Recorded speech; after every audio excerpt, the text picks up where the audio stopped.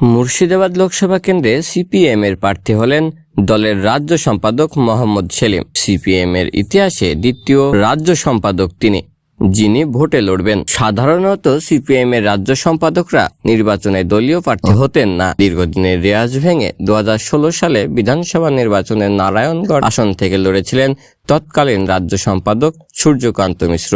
সেই প্রথম কোনো সিপিএম রাজ্য সম্পাদক হয়েছিলেন ভোট প্রার্থী। আসন্ন লোকসভা নির্বাচনে মুর্শিদাবাদ আসন থেকে ভোটে লড়বেন মোহাম্মদ সেলিম। পার্টির দীর্ঘ ইতিহাসে তিনি দ্বিতীয় রাজ্য সম্পাদক, যিনি নির্বাচনে প্রার্থী হলেন।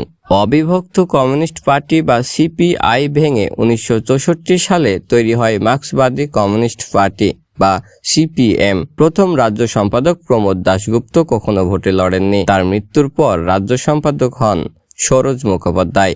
তিনি আগে কাটোয়ার সাংসদ ছিলেন, কিন্তু রাজ্যেও সম্পাদক হওয়ার পর ভোটে লড়েননি। এরপরে 3 রাজ্য সম্পাদক শৈলেন দাশগুপ্ত, অনিল বিশ্বাস ও বিমান বসু, তারা কখনো রাজ্য সম্পাদক থাকাকালীন ভোটে লড়েননি। তবে হাল আমলের 2 রাজ্য সম্পাদক সূর্যকান্ত এবং সেলিম সেই প্রথা ভাঙলেন। 2016 সালে সূর্যকান্ত নারায়ণগড়ে পরাস্ত হয়েছিলেন তৃণমূলের সূর্য অট্টের কাছে। সেলিম কি জিতবেন? উত্তর মিলবে 4 জুন।